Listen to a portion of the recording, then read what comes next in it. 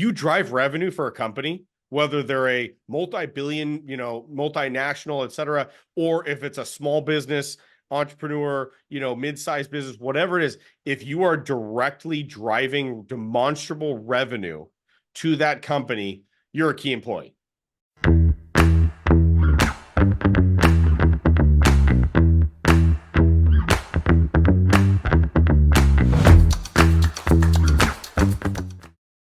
Today, we have a very special guest who is making waves in the real estate investment world. We have Nic DeAngelo with us. Nic is the CEO and founder of Saint Investment Group. Nic oversees an impressive $206 million portfolio spanning over 20 states in this country. Nic is experienced and is here to share his insights on real estate investment. He's going to talk about inflation, and we are going to talk together about how to start investing in real estate. Without further ado, let's welcome our guest. Hey, Nic, thank you for coming on the show. Bola, it's really great to be here. It was great catching up with you a little bit beforehand, and I'm excited to talk today. Awesome. So yeah, when we were catching up, you mentioned that you were once in corporate, right? So can you tell us about your journey? How did you go from being a corporate guy to starting your own business? I think you've started not just one, maybe more business and you sold some. So can you please share your journey with us? Absolutely. So I've started a number of businesses, some more successful than others. We have 3 exits that were combined into one big exit. So 3 companies that were sold into one exit. I learned a lot from that process, but really I started very early on, my early teenage years in construction. And that I didn't like that. It was really, what we do today. I might work a lot of hours, but it's not as hard work as when I was working construction. That's tough work. I agree. I dug ditches for 12 hours a day. Wouldn't recommend it. Very difficult work. But then I entered corporate. I said, well, hey, I want to check out what corporate America has. I was about 16, 17. I convinced a local bank to hire me. And that was my first, segue into corporate America. I wore the same blue suit that was off the rack. That didn't fit me well at all. I didn't, I wore that every day for several years, and just I couldn't afford anything else. But I learned a lot, and I was so young that I had the advantage of sticking out because I had a suit that didn't fit. I was very new. I was very fresh. I was always asking questions. I even got the attention of the CEO at this local bank. I asked if there's anything I could ever do to help him directly. He kind of like laughed it off. But I ended up being able to make some PowerPoints for him and help him with some tech stuff that nobody in the company really was doing at a high level at that point. It was a smaller bank that went on to be very successful. So he's now a dear friend today, and he's still a mentor years later. I don't know what, 20 years later, he's still a mentor. From there, we went on. I ended up working with some family offices. I said, hey, I want to get to the investment side of things. And I moved towards the family office side, very corporate, multi-generational wealth. Again, I was too young for the job, but had to negotiate my way into the job. So I've gotten to see the corporate world in a few different settings and a handful of different settings. And I think there's huge opportunities for it. The entrepreneur world is very close to my heart. That's kind of what I shifted into thereafter. But the corporate world has these huge advantages of allowing an individual to really be fantastic at a specific focus. Whereas the entrepreneur world or the small business world, you wear a lot of hats. And that's a great thing because the opportunity's there and there's some upside potential in a lot of big ways. But the downside is you kind of have to be more of a jack of all trades. Whereas I have some friends and some people that we've ended up hiring at Saint that come from a very corporate background that are absolute unbelievable world-class talent at a very specific thing that sometimes I think is missed in the entrepreneur community, or is something that you're not able to focus on and educate yourself so deep onto one focus. So that's a little bit of my corporate background and my experience kind of being more in the professional corporate setting. That's awesome. And Nic, thank you very much for sharing that story. I think that's impressive and inspiring. So I want to hear from you, what's really inspired you to found Saint Investment Group, and what are some key strategies that have driven your company's success today? So I think that the market is bigger than any of us. It's bigger than you. It's bigger than me. It's bigger than any listener, or the market drives what businesses end up doing. We are all in the tides of the market. So when I was really stepping in with these family offices, these investment groups, and these kind of larger corporate machines where a lot of money's flowing, there's a lot of defined roles and kind of a growing business. The issue was it was the worst market that we had seen since the Great Depression when I entered. It was the wake of the 2008 global financial crisis, right? Yeah. So when I stepped into that role and I said, "Hey, I want to work for you guys. I'm going to do the best I can and I'll be this amazing asset." I thought that the best bartering chip that I could do at that time was to work for free. And again, I was in my very early 20s. I had no kids. I got a bunch of kids now. I had no wife. I had no family situation. I had no mortgage. I had no expenses. So Yeah. for me at that time, I looked at it like I need to go work around the best people in the world at what I want to do and invest in real estate and learn investing from these people. So I said, "Hey, I'll work for free. Don't worry. You don't even have to pay me." And I thought that was a shoe in.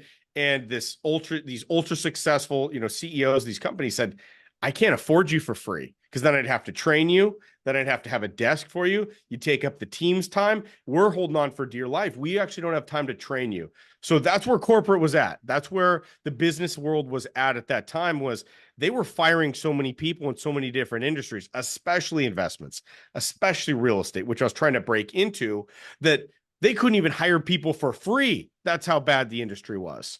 So in order for me to make any close progress to the CEO, to the investments, to learn, which is what I wanted to do, I had to essentially negotiate into that role, right? And so for me, it was education was the number one thing. So I didn't have any money. I was very, very, very broke.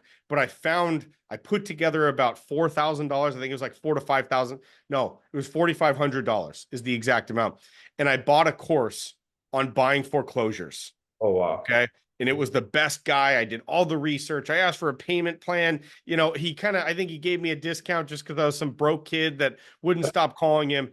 And what I did was I took this course to learn how to buy distressed assets.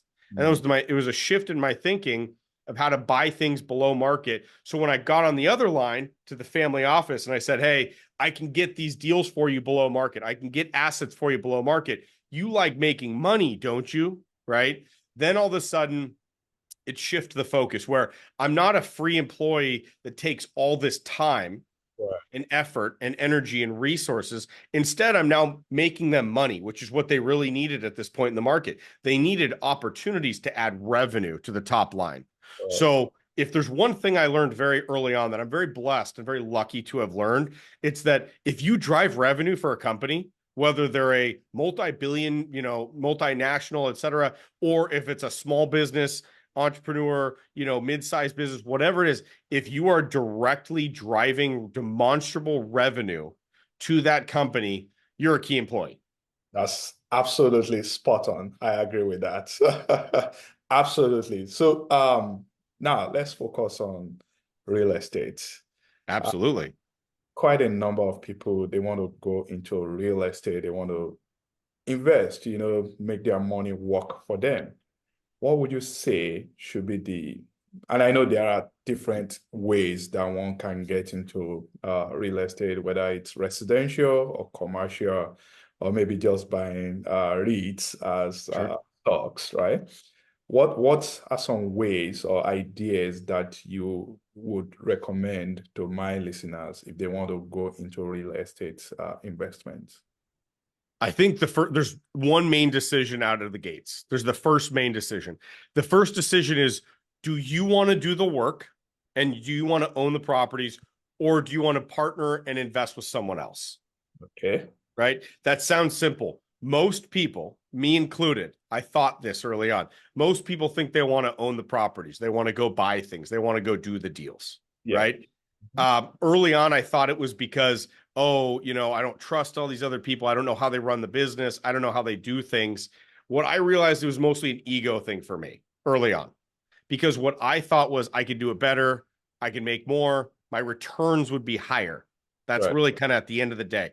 What I came to realize, now I'm going on, many years in real estate, is, a decade and a half doing this full-time professionally. What I've learned is that the access that most people full-time in real estate, most funds, most investors, most syndicators that do this full-time, the access to deals and opportunities that they have are beyond what the average person has access to.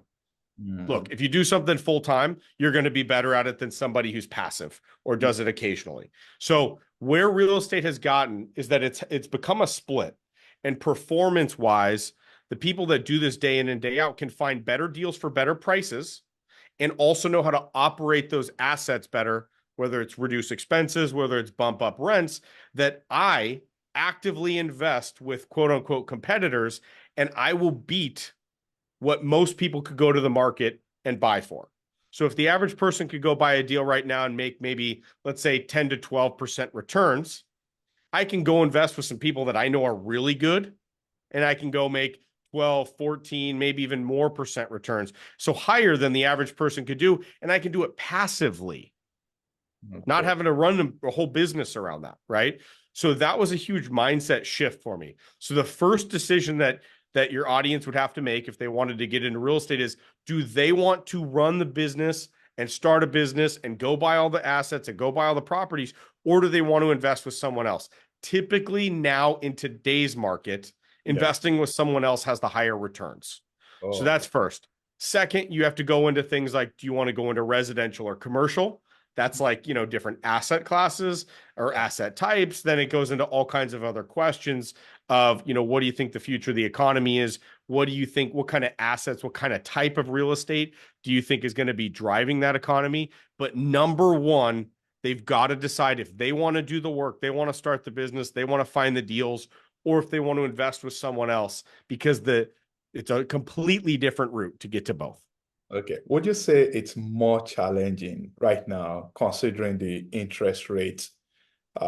high interest rate regime that we are currently dealing with? Is it because I've been planning to, start buy some properties, but when I think about the interest rate, I'm pulling back that, hey, maybe I should wait and allow the market to cool, maybe the interest rate will drop. So what would you tell someone that is in a similar situation? Should we wait or should we go? That's the right question, Bola. That's 100% the right question. Here's the thought. If interest rates are high and you're buying a property with a higher interest rate, you're going to make less money, Correct. right?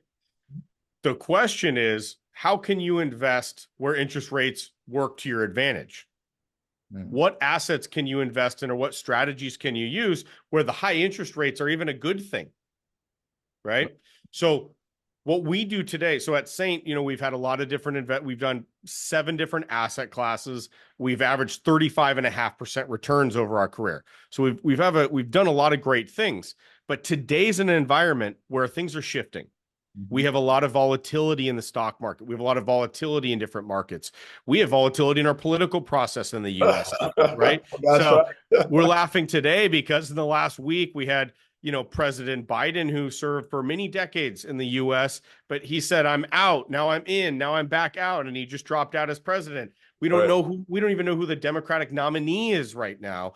It looks like Kamala, but there's a lot of turbulence, and that makes a lot of people uncomfortable, especially the demographic of people that are in the professionals that are the backbone of our country, the Yeah. backbone of our economy, especially the baby boomer generation with a lot of its wealth that's moving towards retirement. Those are the two demographics most affected by all this uncertainty. So to answer your question directly, of how you can invest in that, it's find something that works very well with interest rates. The thing that we found best at Saint and what we're investing in right now is single family mortgages.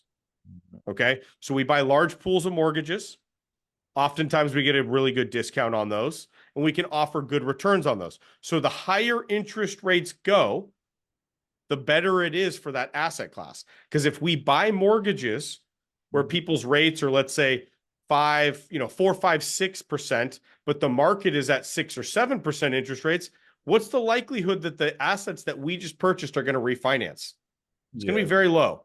They're stuck in there. They want their low interest rates. Right. They want, and our portfolio on average is 39% equity per property. So they have low interest rates. They have high equity. They don't want to leave, right? They want to stay there forever. So we, if the market changes, we change with it, right? And so what we're doing is investing in mortgages, and those still pay great returns. We pay between 12 and 14% to our investors, which is unheard of in real estate right now. But it's about choosing the right asset class. What you're saying, Bola, many people that used to invest in, multifamily or apartments, it's not the right time for that. Interest rates are too high. You're paying for too much, right? I think that's a great asset class over the next decade. I think it'll do tremendously well. But today, I wouldn't be investing in multifamily. I wouldn't be buying apartments myself. Okay, no, that's good. But do you have apartments in your portfolio, or you only buy mortgages? Oh, absolutely. We've definitely done apartments. We stopped investing in apartments around 2022, I think was our last apartment investment. So the market got a little too hot for us. We wanted to see where that would go, but we love the asset class. It's about more timing right now. So I think apartments are supported by the government. They're supported by amazing lending programs. It's supported by the growth of the demographics of the U.S. The more the population grows up, the better it is for apartments. There's so many great things about apartments. It's more about the timing that's concerning for us right now. And so, like you said, we see, maybe a decade ahead of high interest rates. So what are we going to, we can't just not invest. We got to be doing good investments for our clients. So for us, the best opportunity right now that we found is the mortgage opportunity. So that's what we're investing in because it actually benefits from this market. Oh, okay. Thanks for explaining that. So thinking about you said you have some investors, right? So people out there listening to this show, if they want to invest with you, I don't know if you are still accepting investors or not, but what's the process like? Sure. So the process for us is number one, we get on a call and we just make sure that everybody's a good fit, that they're a good fit for us, that we're a good fit for them, that we would meet their needs and that they meet the profile of kind of our normal investor that we could do amazing things for. So that's number one. Two is we verify that financially that it's a good fit for them. We always want to make sure that we can deliver on our promises to make a big impact for their lives. And then they sign docs and we move forward and they're getting a check in the mail every single month from there on after. Oh, so we're a fixed income strategy, right? So as people go on, so in my background, I own multiple businesses. We are very successful. We sold them for, great returns, but the issue was the businesses had a lot of highs and a lot of lows. That's very common for all businesses, especially for entrepreneurship. So we had some seasonality. We had some things where the net returns were great, but we needed something to balance out our revenues. So I started investing in real estate. I started investing with partners. We ended up buying some properties on our own. We started putting some of those deals together as well. And what I found was I was putting so much money towards real estate that actually the majority of my income was then coming from real estate, even though there's a great successful business. And I looked at it, I said, we're pretty damn good at real estate. Why don't we sell the other businesses that are really difficult, great returns, but, I was working 80, 100, 80, 90, 100-hour weeks. Why don't we sell those and lean into the real estate side because we're pretty dang good at that and just bring in more and more investors because we had a lot of people that wanted to join us. So that's what we ended up doing. And what I found was that balancing my income with the real estate investing side allowed me for appreciation over the long term. We got great returns there. It allowed me for monthly cash flow at the same time. So it was a really good balance to my high paying situation that I was in. I was making good money, but I had to do something with it. So I kept investing. So I was thinking when you said you are fixed income portfolio, how do you kind of guarantee that? Let's say I am investing with you. Let's say I'm bringing $100,000, and maybe we said 5%. Just putting out some numbers there. I don't know your rate, and you are saying I'm going to get a fixed amount month to month. Correct. I know that, like you just said, everything is cyclical, right? There are times when you get great returns, and there are times when maybe you get lower returns. But how do you guarantee your investors that they are going to be getting month to month check? Absolutely.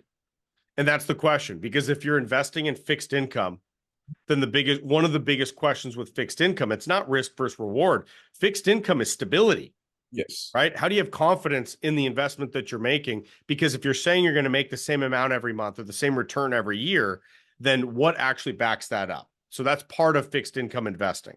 Mhm. So to answer directly is one, first, there is no guarantee in investing at all. So we can never give a guarantee. So you look at two things, because if you can't get a guarantee in investing, which all of real estate doesn't give guarantees. So if you can't give a guarantee, what can you give? The first is track record.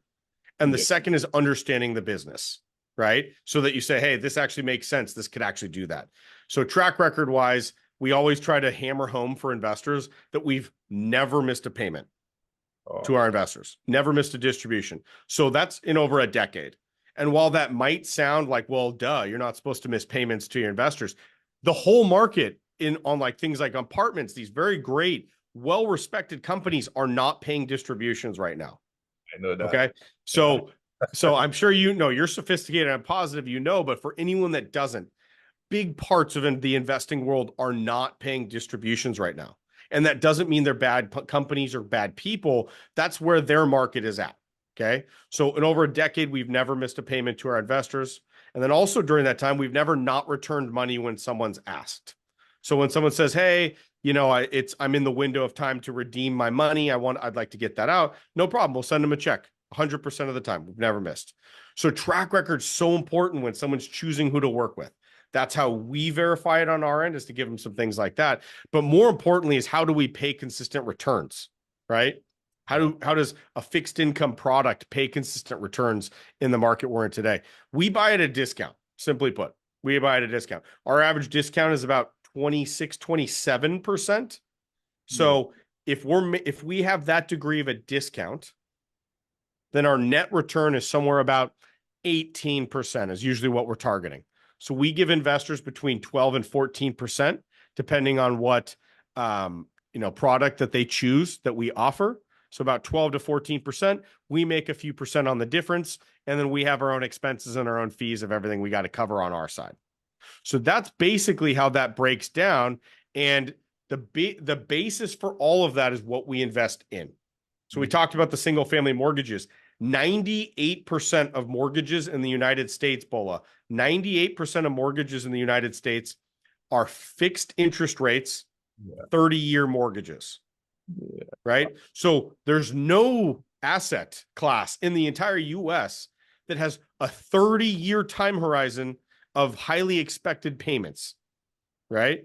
You can, do US treasuries, I guess, but you're talking, 4%, right? You're talking four-ish, five, maybe. But all that to be said, 12, 14% backed by things that have 30 years of payments ahead. So that's what we looked at. We needed long-term stability for what we were evaluating, because the US economy, it has a bright future, but we're just going through some difficult times, whether it's inflation, which peaked at 9.1% in the middle of 2022, or whether it's interest rates, the highest increase of interest rates we've had in 40 years. Investors need to be careful right now. They need to choose where their money goes very wisely.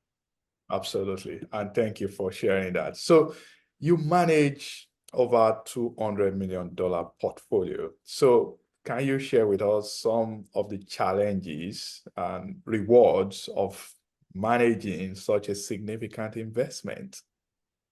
So the number one is it's very important for me who I surround myself with. And being in the investment space, there's so many good minds. There's so many good people that we get to talk with. So some of that is just the finance world has a lot of great people in it. And then the other side is our investors are so smart. We get so many sophisticated investors, people that are doing amazing things. They have amazing jobs, very high intelligence. So we put out a ton of free information because most of our people that invest with us, most of our investors and potential investors are so sophisticated that the more information we give them, the more that they understand, the more likely they are to invest. So it's just a repeating positive cycle. So the people are the number one advantage of what we do is that we just get surrounded by amazing investors, amazing, smart, sophisticated people that are doing really big things in the US. And then the second is I get to focus on things that I really care about. I really care about the economy. I really care about investing. Those are two things I'm very passionate about. And it puts me close to a lot of things like that. So, it's something that I'm very passionate about. And so it's easy to spend a lot of time doing it because it feels very natural. That's good. So, as we are wrapping it, what advice, Nic, do you have for new investors that are trying to get into real estate investing? I think it's 3 steps. The first step is you got to choose with which path you want to go. Step one is choose the path you want to go. Do you want to be the investor where you find the deals, you manage everything, you manage the property manager, you manage the cleanup, the toilets, the tenants, all that? Or do you want to invest with someone else? In today's market, you'll make more money investing with someone else, but you might want to have a career as a landlord. That's a great thing. I've worked with many of landlords. I respect them. We do that in-house today.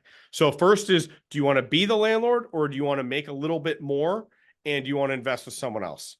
The second is I recommend going fixed income next because you're going to get a little bit higher of a return. It's going to be more stable. So especially if you're in a corporate role or if you're in a position where you have a day job, you have a lot of responsibilities on your plate, knowing that you're bringing in a fixed income next is the second most important thing to me. And that's what I did. And I found the most benefit from. And then the third step is looking for things like appreciation, right? It's looking for things that over time are going to have a much higher return. So those are things like the multifamily syndications or industrial real estate, investing in industrial syndications, or things where you might be tied up. Your money might be tied up for 5 to 7 years, but you have a much higher likelihood of higher returns. So that's the 3 steps that I would be moving through if I was stepping into real estate today. And it allows you to focus on your career, focus on the things that you can be best at, bring in the most income so that you can put the most towards investing if you choose to do so. Awesome. So now it's time for our rapid fire question. Nic, are you Great. ready? I'm ready. I'm ready. What's your favorite book on investing? Oh, on investing specifically. Yes, sir. There's a book. It's by Howard Marks. I'm spacing on the name of it right now. There's a book by Howard Marks, Mastering the Market Cycle is the name of it, I believe. Howard Marks is an amazingly intelligent man. He's very smart on understanding the highs and lows of how an economy works. It really opened my eyes to market cycles and how to do that. So I'd say that's the first one that comes to mind. It's one I read more recently too. So I would definitely reread that again. Real estate or stocks? Real estate. Yeah. I'm super Obviously, biased, Bola. I'm obviously, very biased. Okay. obviously. But look, stocks, you're not in the room when they're making decisions. They make those Uh, decisions outside of us. So there's great companies in the stock market. It's public. You can trade it very quickly. There's great things about the stock market. I invest in stocks, or I did in the past for many years, but real estate is tangible. You can go touch the building, right? You have tenants. You're working directly with people. You learn about markets differently. There's tax advantages. There's income. There's appreciation. Just stocks don't have all that. So I'm real estate every day of the week and twice on Sundays. I love that. So your favorite city for real estate investments? I do too. My 2 favorite cities. So when we buy buildings, we buy industrial buildings. My 2 favorite cities for industrial, which is something we've done a huge chunk of our portfolio. I like Southern California and I like the Texas Triangle, right? So you're right there. You're right in the middle. So we're my 2 favorite markets accidentally. But I Awesome. like those because I like industrial. I think the next 10 years of the US is going to be the biggest industrial boom we've had since, the Industrial Revolution, basically in the US. We're bringing so much manufacturing back over to here into Mexico from China. And I think I like those two regions that I just said because of the shipping ports and because of the interstate highway systems that allow easy access to Mexico and the ports that bring in from things like Southeast Asia. So those are my two favorite markets in the US. As far as mortgages go, we like the suburbs, the suburban markets around big cities, white picket fence, 3-bed, 2-bath. So I really like the suburban environments.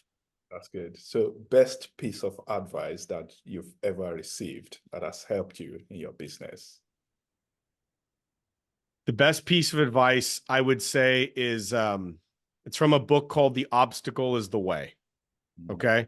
And it's that the things that you think are blocking you from being successful, if you're committed to being successful and you're committed to making progress, those are the things that actually commit you to higher levels of success than you would have had otherwise. So that book, Obstacle is the Way, is one that I return to every couple of years, and it resets my entire thinking. But it's that the biggest problems that you have, if you commit to growing through them and improving through them, are things that can be the biggest launch pad to take you to the next level. And that you actually need those in your life. You need those. So thank God for them. They're not just problems. Thank God for all those obstacles sometimes. And thank you, Nic, for joining us here today. I appreciate your time. It's been awesome. I'm sure my listeners, they will find this episode really beneficial. Thank you for joining us, Nic. Bola, I had a great time as always. Talk to you soon, my friend. All right. Talk to you soon.